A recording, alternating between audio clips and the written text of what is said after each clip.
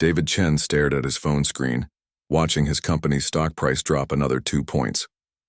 At 45, he had built one of the biggest tech companies in America, but right now he felt like everything was falling apart. The numbers on his screen told a story he didn't want to believe. 3 months ago, everything had been perfect. His company was about to merge with Yamamoto Industries, one of Japan's most respected technology giants. The deal would make both companies stronger and open up huge opportunities in Asia. David had dreamed about this moment for years, but then things started going wrong. The Japanese executives seemed unhappy after every meeting. They would smile politely, bow respectfully, and then David would hear through his lawyers that they had more concerns to discuss. He couldn't understand what he was doing wrong. David walked to the huge window of his office on the 40th floor. The city stretched out below him, millions of people going about their lives probably not knowing that one business deal could affect thousands of jobs. He had worked so hard to get here. His parents had immigrated from Taiwan with nothing but hope and determination. Now their son owned a company worth billions, but it all felt meaningless if this deal fell through. His assistant knocked on the door. "The call with Tokyo is ready," she said quietly. David could see the worry in her eyes. Everyone in the company knew how important this merger was. The video call was worse than he expected. Mr. Yamamoto, the elderly founder of the Japanese company, spoke through his translator. His words were polite, but David could sense the disappointment behind them. There had been too many misunderstandings, too many moments where the two sides seemed to be speaking different languages, even when they were both using English. "We need more time to consider," the translator said, repeating Mr. Yamamoto's words. "Perhaps we should meet once more before making any final decisions." David's heart sank. In business language, "we need more time" usually meant we're looking for a way out. But he couldn't give up. Too much was at stake. "Of course," David replied, trying to keep his voice steady. "Whatever you need. We can meet anywhere, anytime." Mr. Yamamoto spoke again in Japanese, and the translator nodded. "Tomorrow evening. A dinner meeting. Very important people will attend. We hope you understand the significance." After the call ended, David sat in silence. Tomorrow evening. One last chance to save everything he had worked for. But how could he make them understand that he truly respected their company and wanted to be partners, not just make money? His phone rang. It was Jennifer, his usual interpreter for Japanese business meetings. She had helped him through dozens of important negotiations over the years. "David, I'm so sorry." Jennifer's voice was weak and congested. "I've got the worst flu of my life. I can barely get out of bed and my doctor says I'm contagious. There's no way I can make it to your dinner tomorrow." David felt his stomach drop. "Jennifer, this is the most important meeting of my career. Isn't there anything you can do?" "I've already called every professional interpreter I know. Everyone good is already booked, and the others don't have experience with high-level business meetings. I'm really sorry, David." After hanging up, David put his head in his hands. How could he possibly have this crucial dinner without someone who could properly translate? The whole relationship with the Japanese executives was already fragile. One more miscommunication could destroy everything. He stayed late at the office, calling interpreter services, reaching out to contacts, even considering flying someone in from another city. Nothing worked. It was too short notice, and this wasn't just any meeting. This was the kind of dinner where every word mattered, where one wrong phrase could kill a billion-dollar deal. Finally, at nearly midnight, David drove home to his mansion in the hills. The house was dark and quiet. Most people would think his life was perfect. The big house, the expensive cars, the successful company. But tonight he felt completely alone. As he walked through his kitchen, he noticed that someone had left him a plate of food in the refrigerator with a note. "Thought you might be hungry when you got home. Just heat it for 2 minutes. Elena." Elena Rodriguez had been his housekeeper for 3 years. She was a quiet woman in her early 50s who somehow managed to keep his huge house running perfectly. His clothes were always clean, his meals were always ready when he needed them, and she never bothered him with unnecessary conversation. He had to admit he barely knew anything about her personal life. But as he heated up the food she had prepared, David remembered something. It was about 6 months ago. He had been on a business call, speaking loudly and angrily about a problem with a supplier in Japan. After the call, Elena had been dusting nearby and she had quietly said, Sometimes in Japanese business, patience works better than pressure. He had looked at her in surprise. You speak Japanese? She had seemed embarrassed, as if she had said too much. A little. I studied it in college, and I lived in Tokyo for 2 years when I was younger. I'm sorry, I shouldn't have been listening. David had just nodded and gone back to his work, not thinking much about it. But now, sitting alone in his kitchen at midnight, that conversation came back to him like a lightning bolt. Elena spoke Japanese. Not only that, but she had lived in Japan. She understood the culture in a way that even Jennifer, for all her language skills, never had. Jennifer was an excellent translator, but she approached Japanese business like an American who happened to speak the language. The idea that came to David's mind was crazy. Elena was his housekeeper. She cleaned his house and prepared his meals. She had never been to a high-level business dinner in her life. His lawyers would think he had lost his mind. His business partners would be shocked. But what choice did he have? This dinner could save or destroy everything he had built. And maybe, just maybe, Elena's understanding of Japanese culture was exactly what he needed. David finished his meal and made a decision that would change everything. Tomorrow morning, he would ask his housekeeper to help him save his company. It was the most desperate plan he had ever considered, but somehow, it felt like his only hope.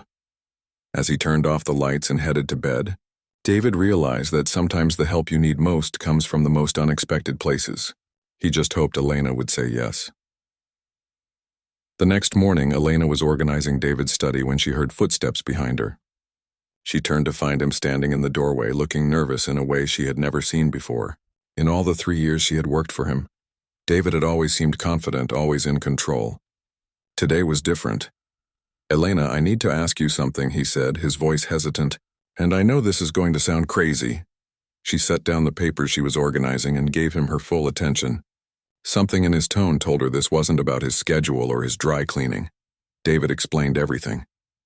The failing merger, the crucial dinner, his interpreter getting sick. When he asked her to come with him as his translator, Elena felt her heart start racing.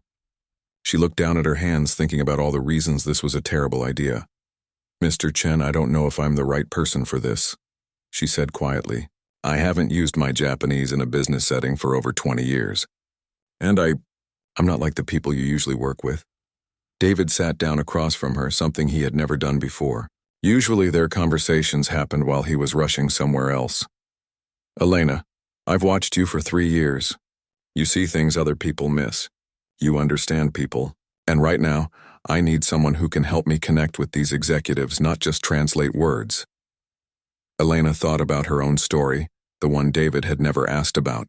She had studied international business in college, dreaming of working for a big company. She had even spent 2 years in Tokyo, working for a small firm and learning about Japanese culture, but life had other plans. Her mother got sick, she had to come home, and somehow she never made it back to the business world.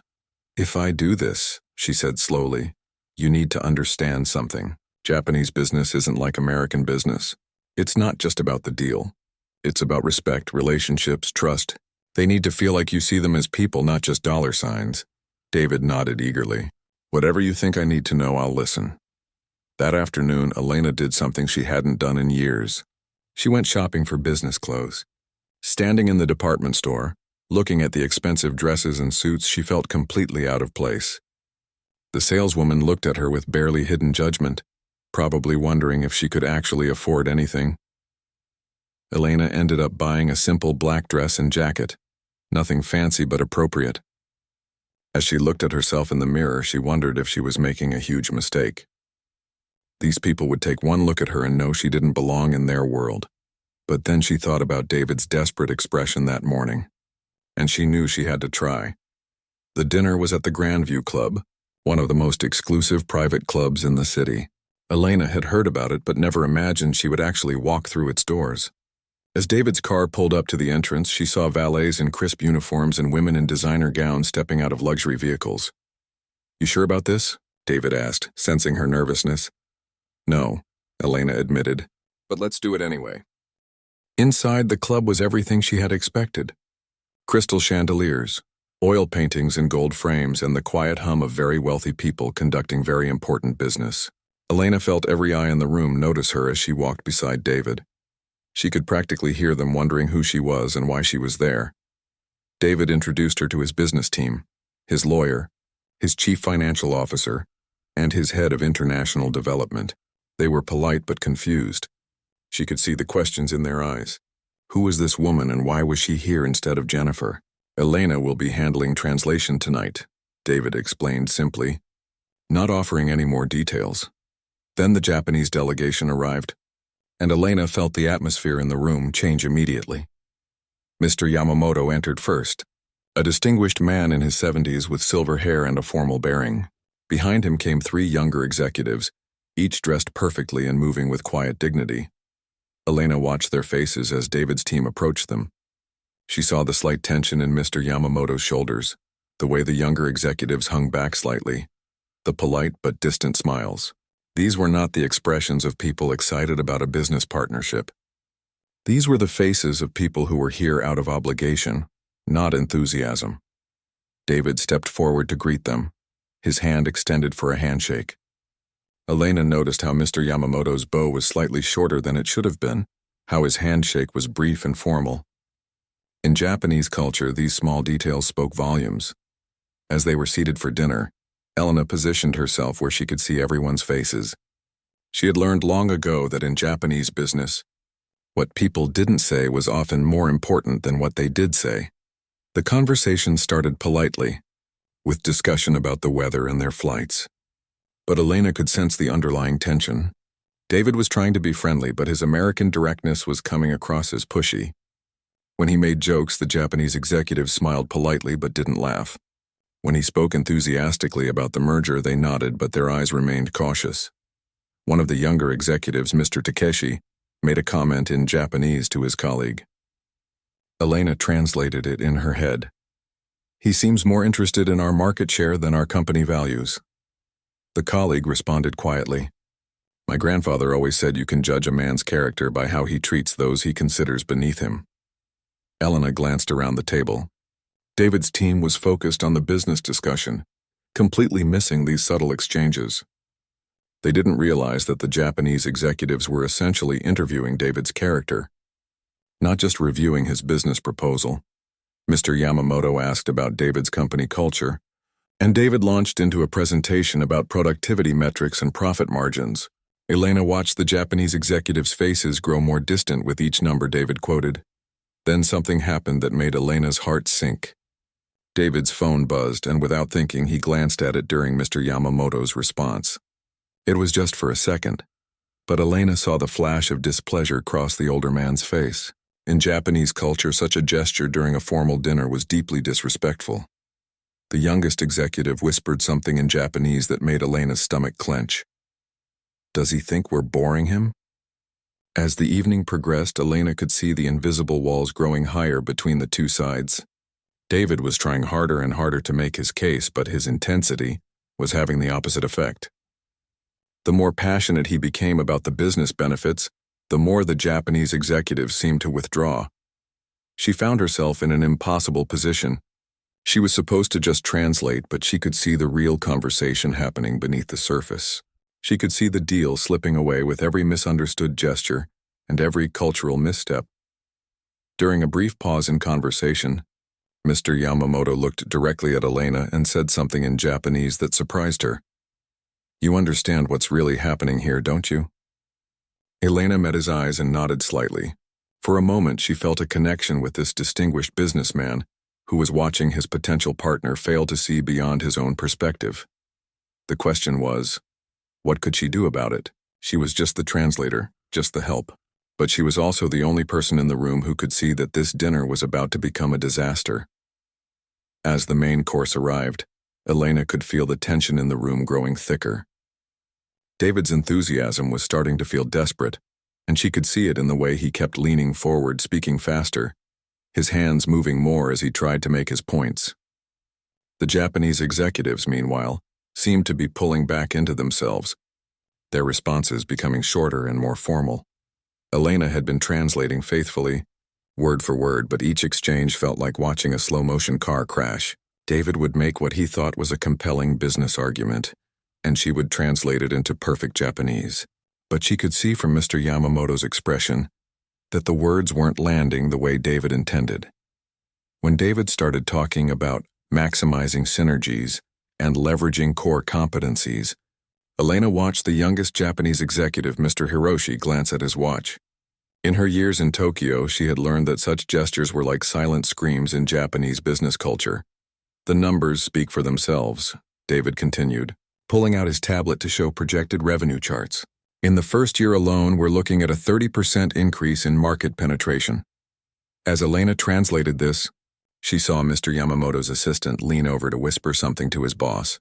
Mr. Yamamoto nodded slightly, and Elena caught the Japanese words, "Perhaps we should prepare for an early departure." Her heart started racing. They were planning to leave. This dinner, which was supposed to save the merger, was about to end in complete failure. But what could she do? She was just the translator. Her job was to repeat words, not to interfere in billion-dollar negotiations. David's lawyer jumped in, sensing that something was wrong but not understanding what. "We're prepared to be very flexible on the terms," he said. "We understand that partnership means compromise." But even as Elena translated these words, she could see they were too little, too late. The damage had been building all evening, and now it felt irreversible. Then Mr. Yamamoto spoke, his voice calm but final. "Mr. Chen, we appreciate your enthusiasm for this partnership. However, we feel that perhaps our companies have different philosophies about business relationships." Elena translated exactly what he said, but she could hear the real message underneath. "This is over." David looked confused. "Different philosophies? I don't understand. We both want to build successful, profitable companies, and that was when it happened." Mr. Hiroshi, the youngest executive, turned to his colleague and said something in Japanese that made Elena's blood run cold. He spoke quietly, assuming that only she would understand, and his words cut right to the heart of everything that had gone wrong. "He sees us as a business opportunity, not as people," Mr. Hiroshi said in Japanese, his voice tired and disappointed. "All evening he's talked about numbers and profits, but he's never once asked about our values, our employees, our vision for the future.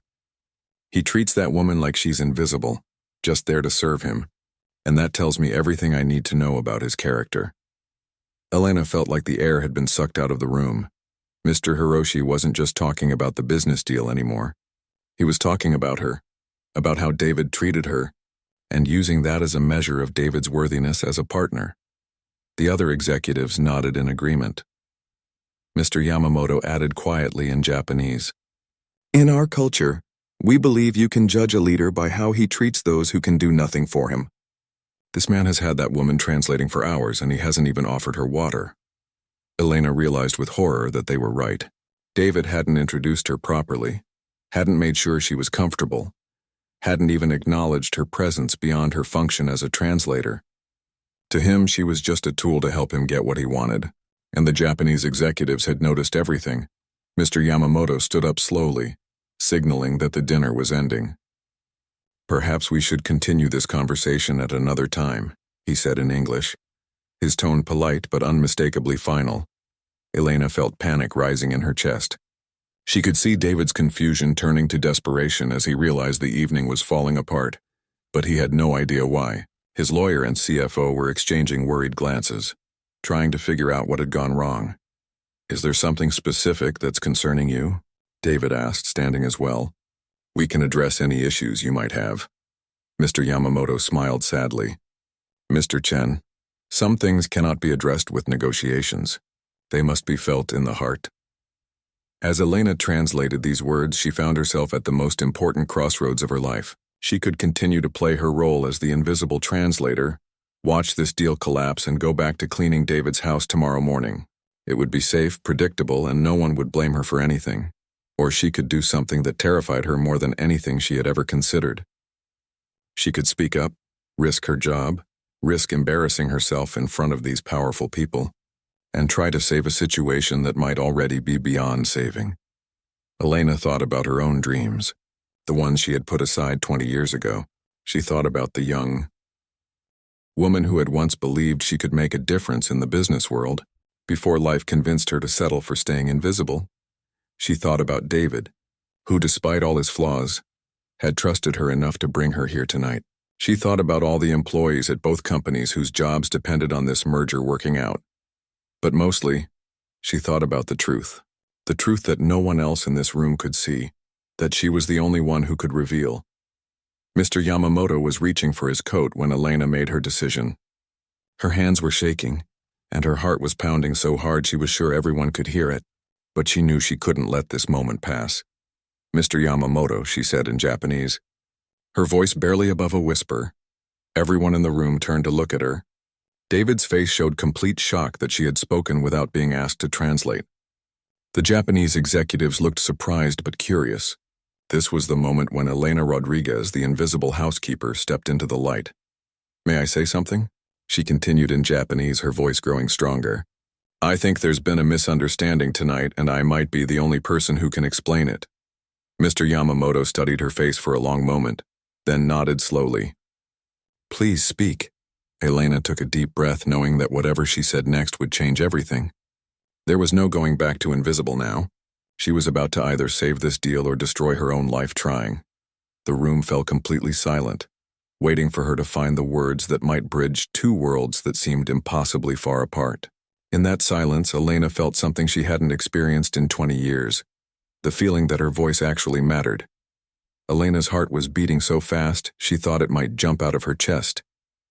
Every pair of eyes in the room was focused on her, waiting to see what the housekeeper could possibly have to say that would matter in a billion-dollar negotiation. She looked at Mr. Yamamoto's kind but tired face, then at David's confused expression, and finally found her courage. "Mr. Yamamoto," she began in Japanese, her voice steady despite her nerves, "I have been listening to everything tonight. Not just the words that needed translation, but the feelings behind them. I think I understand why you are disappointed, and I think Mr. Chen deserves to understand too." Mr. Yamamoto raised his eyebrows slightly, intrigued. "Please continue." Elena glanced at David, who was staring at her with complete bewilderment. She had never spoken so directly to him, let alone taken control of a conversation in front of his most important business partners. "You said earlier that you can judge a leader by how he treats those who can do nothing for him." Elena continued in Japanese. "You've been watching how Mr. Chen treats me tonight, and you're using that to decide if he's worthy of your trust." The Japanese executives exchanged glances. They were surprised that she had understood not just their words, but the deeper meaning behind them. "But I need to tell you something about this man that you cannot see from one evening," Elena said, turning to face Mr. Yamamoto directly. 3 years ago I was desperate for work. My mother was sick. I had medical bills I couldn't pay, and I hadn't worked in an office for 20 years. I was just another middle-aged woman nobody wanted to hire. David was trying to follow along, understanding maybe one word in 10, but he could see that something important was happening. Mr. Chen hired me not because I was the best candidate, but because I was honest with him about my situation," Elena continued. "And in 3 years, he has never once made me feel small or unimportant. When my mother died last year, he gave me 2 weeks off with full pay and sent flowers to her funeral. When I mentioned that my nephew needed a computer for school, one appeared at my house the next week." She paused, looking at the faces around the table. The Japanese executives were listening intently now, their previous judgments softening into curiosity. "Tonight you see him treating me like I'm invisible, and you think this shows his true character, but I need to tell you the truth. In American business culture, Mr. Chen is actually showing me great respect by bringing me here. He could have canceled this dinner, could have postponed the deal, but instead he trusted me with the most important meeting of his career." Elena turned to David and switched to English. "Mr. Chen, I need to explain to you what's really happening here." David nodded eagerly, relief flooding his face that someone was finally going to help him understand. "The reason this dinner is not going well has nothing to do with your business proposal," Elena said gently. "It has everything to do with how you approach relationships." She gestured toward the Japanese executives. "These gentlemen don't just want to do business with your company. They want to build a relationship with you as a person. They want to know what you value, what you believe in, what kind of leader you are when no one is watching." David's CFO started to interrupt, but Elena held up her hand. For the first time in her life, she was taking charge of a room full of powerful people, and somehow it felt natural. "Mr. Chen, you've spent all evening talking about profits and market share and synergies. But you haven't once asked Mr. Yamamoto about his family, his company's history, or what this merger means to him personally. David looked stunned. But this is a business dinner. In Japanese culture, business and personal relationships are not separate things, Elena explained. Trust comes first, then business. They need to know who you are before they can trust you with their company. She turned back to the Japanese executives and spoke in their language again. Mr. Yamamoto, I've worked for Mr. Chen for 3 years, and I want to tell you who he really is. Elena found herself sharing stories she had never planned to tell.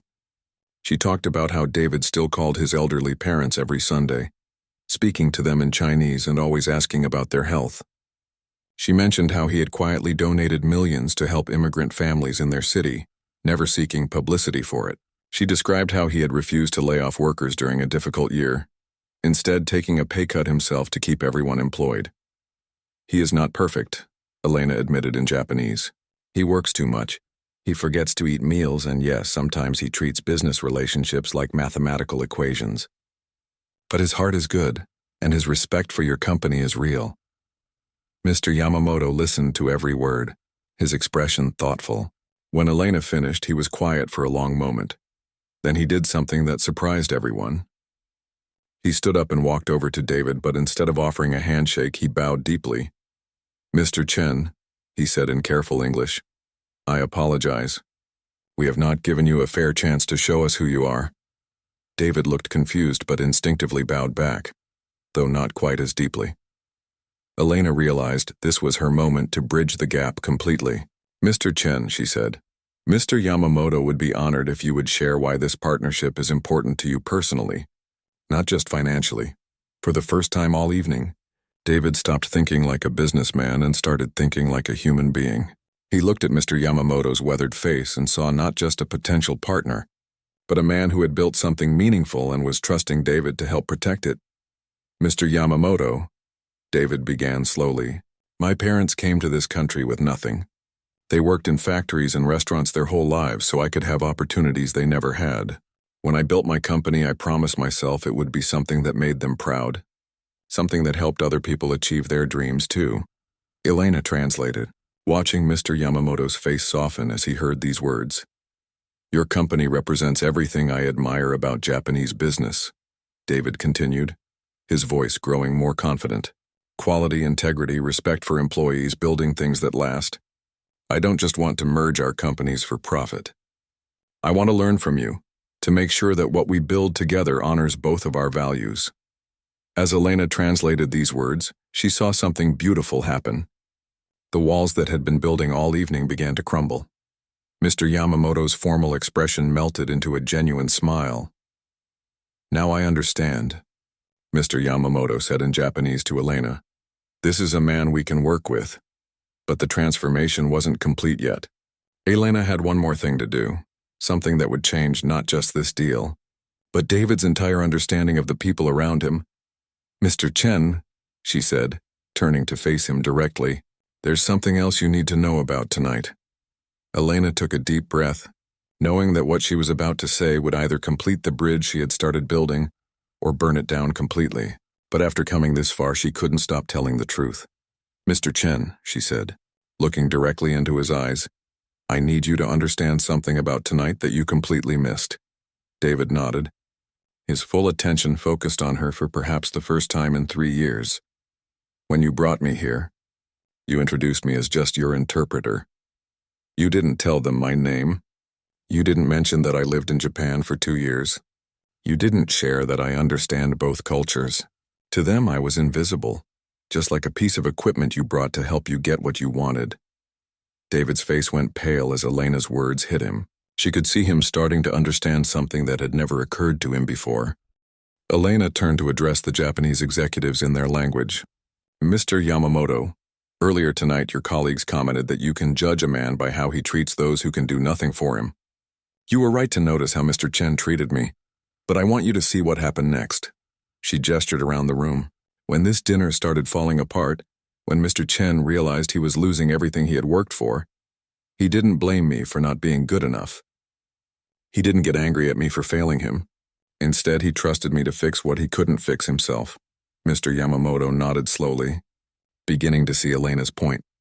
In Japanese culture, you understand that sometimes the person with the least power in the room has the clearest vision. Elena continued in Japanese. Tonight, Mr. Chen learned that lesson. He learned to listen to someone he had never really heard before. She turned back to David, switching to English.